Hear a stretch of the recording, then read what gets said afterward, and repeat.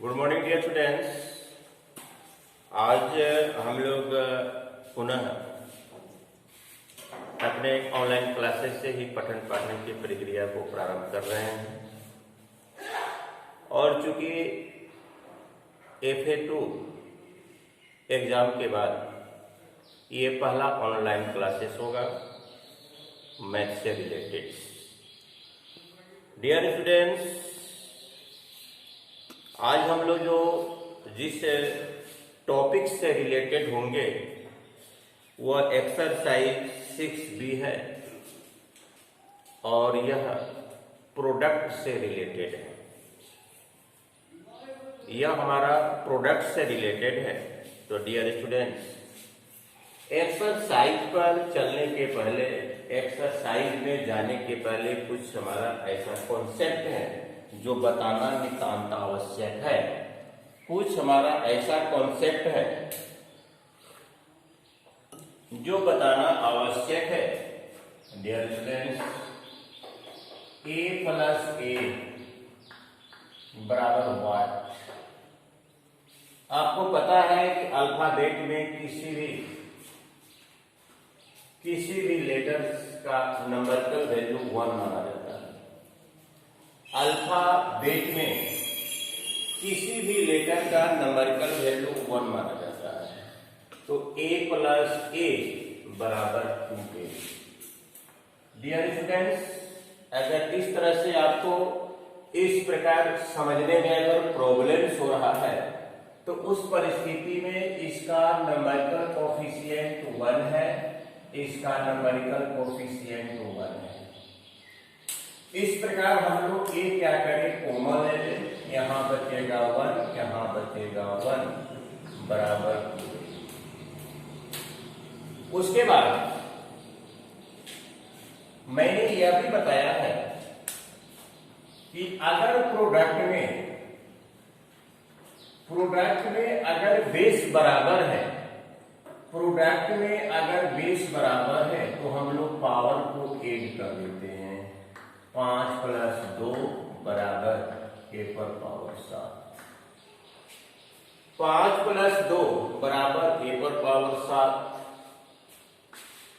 x पर power 3 into x पर power 9, तो x पर पावर 3 + 9 बराबर x पर पावर 12। x पर पावर 4, x पर पावर -2। डियर स्टूडेंट्स, x पर पावर 4 + -2 बराबर x पर पावर 2। तो डियर स्टूडेंट्स, ये तो हो गया प्रोडक्ट। अब चलिए हम लोग डिवाइडेशन में क्या करते हैं। इसमें अगर बेस बराबर है तो पावर का हम लोग सबट्रैक्ट प्रोसेस से गुजारते हैं। x पर पावर 1, y पर पावर 12 डिवाइडेड y पर पावर 8, y पर पावर 12 बराबर y पर पावर 4। डियर स्टूडेंट्स, अब देखा जाए कि आखिर अलजेब्रिक टर्म किसको कहते हैं, बीजगणितीय पद। Algebraic term, what do you mean bye algebraic term? Product of the coefficient, numerical coefficient and the alphabetical variables is called. एक संख्यात्मक गुणांक और अल्फाबेटिकल वेरिएबल्स, अल्फाबेटिकल लेटर के प्रोडक्ट को, कंबाइंड रूप से दोनों के प्रोडक्ट को हम लोग कहते हैं अलजेब्रिक टर्म। जैसे x × 2 बराबर 2x, यह आपका अलजेब्रिक टर्म हुआ। ये कोफिशिएंट हुआ, ये वेरिएबल्स हुआ। ये कोफिशिएंट हुआ, ये अलजेब्रिक लेटर हुआ x, y, z। यानी 26 अक्षर में से किसी का भी हम इसमें इन्वेस्ट यूटिलाइज कर सकते हैं।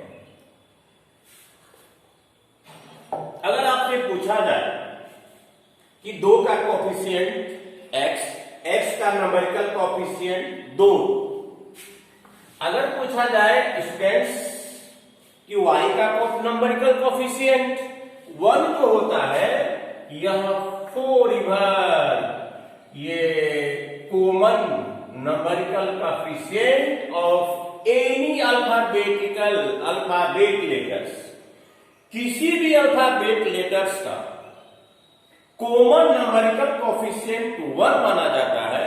इसलिए अलजेब्रिक में अल्फाबेटिकल अक्षर का वैल्यू 1 माना जाता है। जैसे dear students y plus Y plus Y, हम लोग कहते हैं 3y।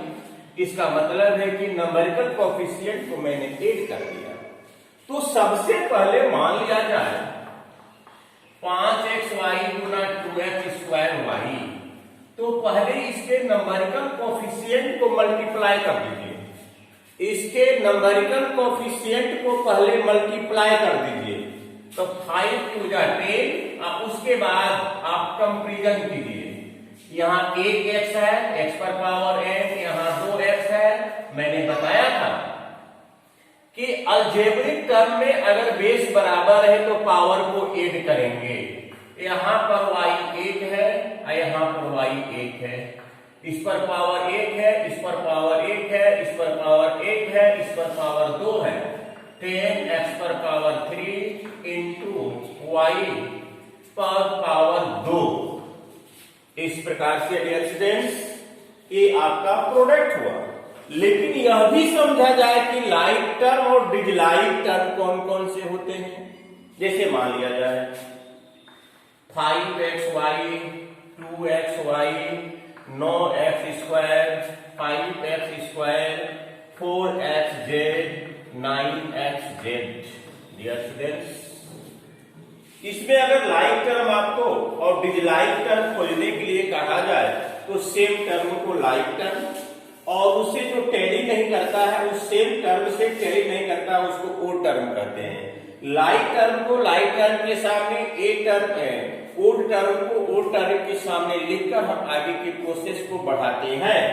तो डियर स्टूडेंट्स इस प्रकार से इस चैप्टर का ये जो हमारा कॉन्सेप्ट था कि the coefficient of the product of the monomial is equal to the product of them the coefficient. Dear students monomial किसको कहते हैं? मोनोमियल, मोनोमियल का मतलब होता है एक टर्म, एक पद वाला अलजेब्रिक टर्म को मोनोमियल कहते हैं। One term of the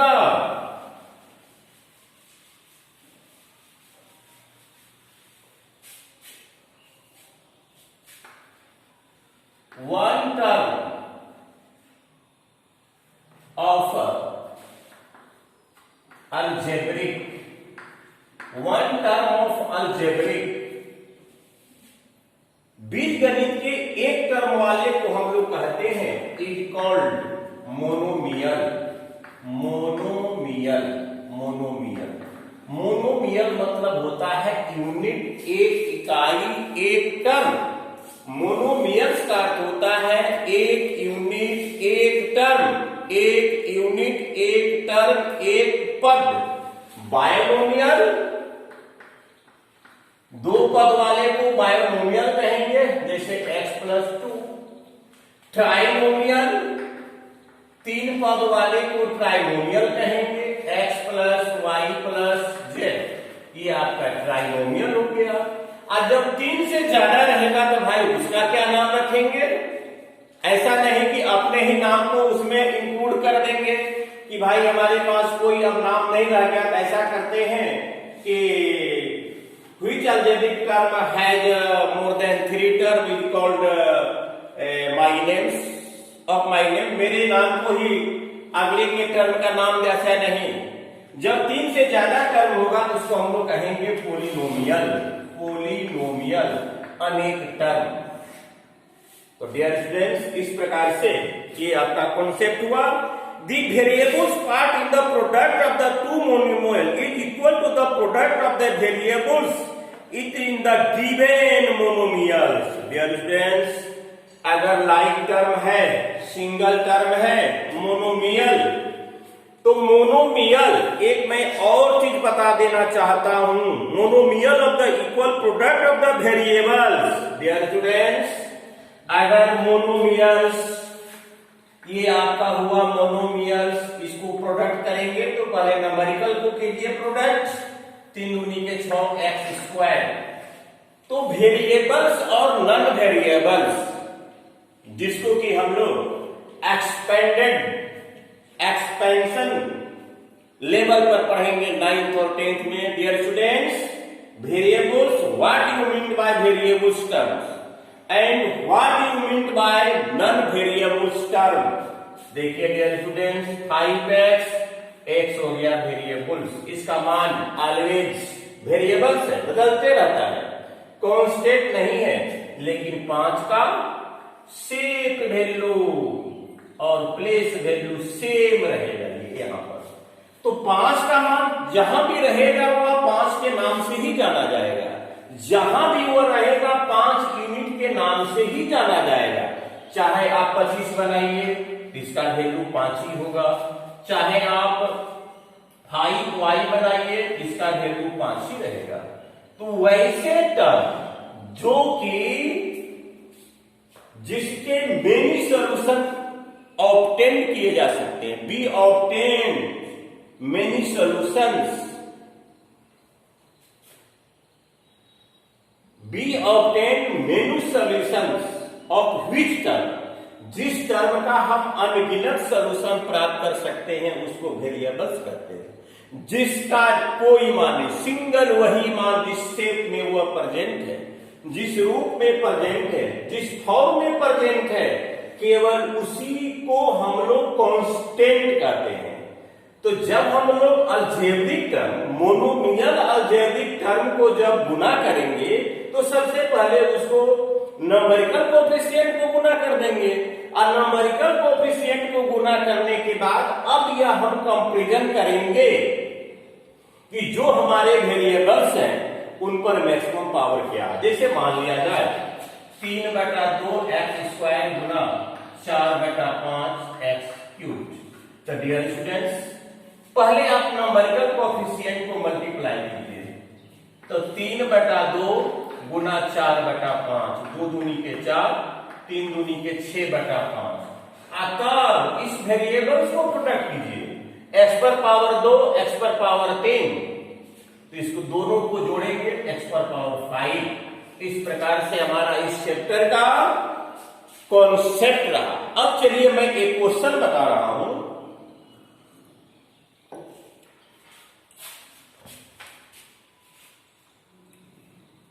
question number 6b का 1 नंबर, 6b का 1 नंबर।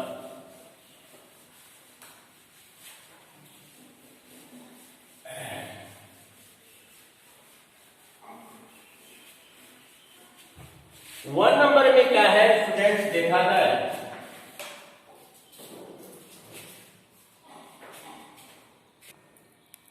डियर स्टूडेंट्स, देखा जाए क्वेश्चन नंबर 1, 3a स्क्वायर गुना 5a पर पावर 4, 8a पर पावर 4, 8a पर पावर 4।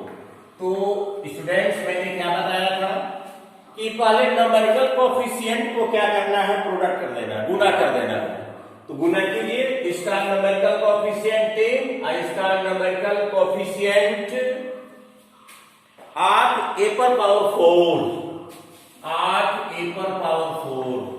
तो दोनों को कीजिए प्रोडक्ट, 3 8 24, यहां पर a स्क्वायर गुना a पर पावर 4। जब बेस बराबर है तो पावर को हम ऐड करेंगे, 24 a पर पावर 6। Dear friends,